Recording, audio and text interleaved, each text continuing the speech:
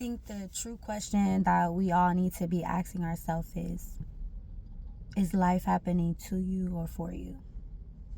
Welcome to Universal Love Law. I hope you're doing well wherever you are. This is a follow-up video from my last video. I'm just making a video. I want to make hopefully one every day, but we hear these sayings, right? Is life happening to me or for me? It's really what you believe. It's what you believe. Do you believe that life is happening for you? Or do you believe that life is happening to you? Are you a victim? Because if you are a victim, then life is definitely happening to you.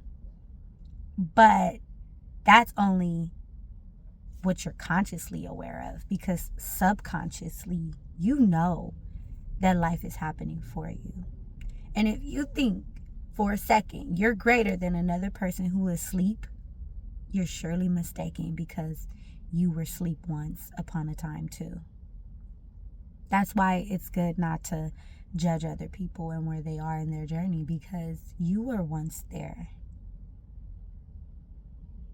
I think that when people have really awoken to the knowing that life is happening for them, they naturally live in the moment.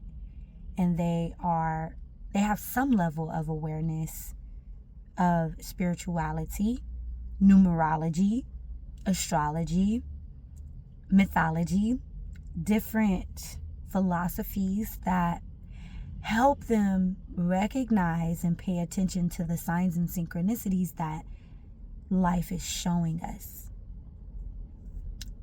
Does that promise that life will be forever great and bliss with no suffering? Of course not.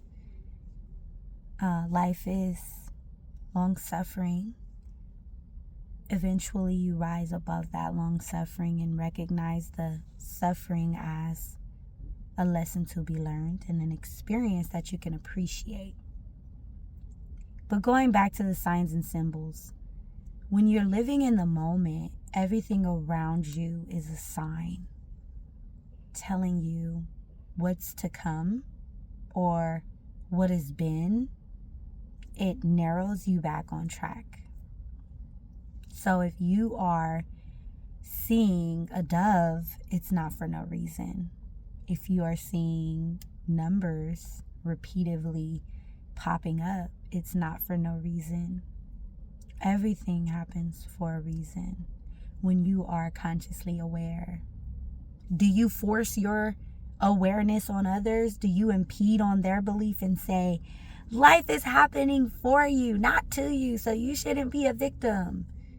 Absolutely not. Because it takes a victim to know a victim. You were once a victim. You were once unconscious of your power. You were once unconscious of your mind. So why judge another who is just entering the awakening? It's unfair. It's really unfair. So I say all that to say life is absolutely happening to you if you are unconscious.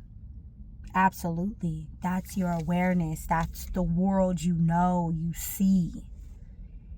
And life is happening for you when you're aware, you're conscious, you're in the moment, and you're seeing everything as a symbol and sign of what's to come or what has been.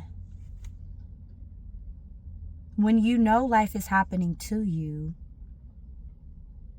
you are out of sync. You are living in the past or you're living in the future. Your vibration is probably low, which will create a low frequency because your awareness is dormant.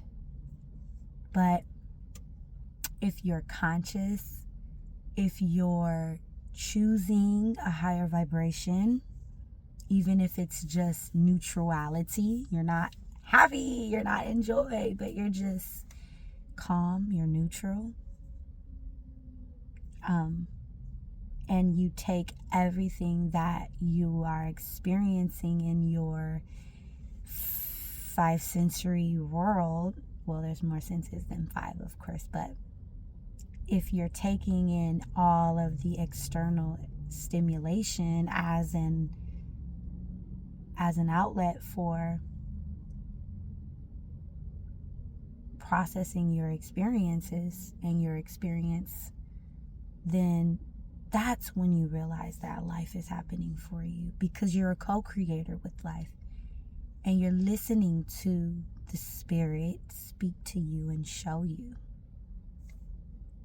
who you are, what life is, what life isn't. And then your frequency begins to rise. Your consciousness and awareness of self begins to rise. And the higher our frequency, or the larger our frequency, because frequency has and holds a knowledge of light and dark, dualistic in nature. So even your awareness of self in reflection to your lower self is a part of your frequency. If you were a con artist in many, many, many past lives ago, then you worked through the karma, and in this lifetime, your frequency will have an awareness and a know-with-all that someone's trying to con you because you were once one. You see how we take the judgment out of things? And you recognize that life is happening for you. If you're going through a challenging time in your life, then maybe, just maybe, it's for your own evolution.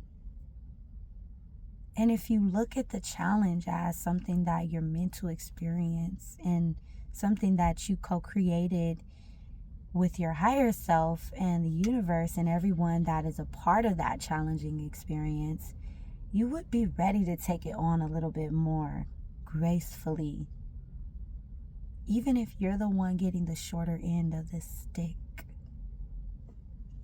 You are powerful beyond measure once you realize that life is happening for you. You co-created it.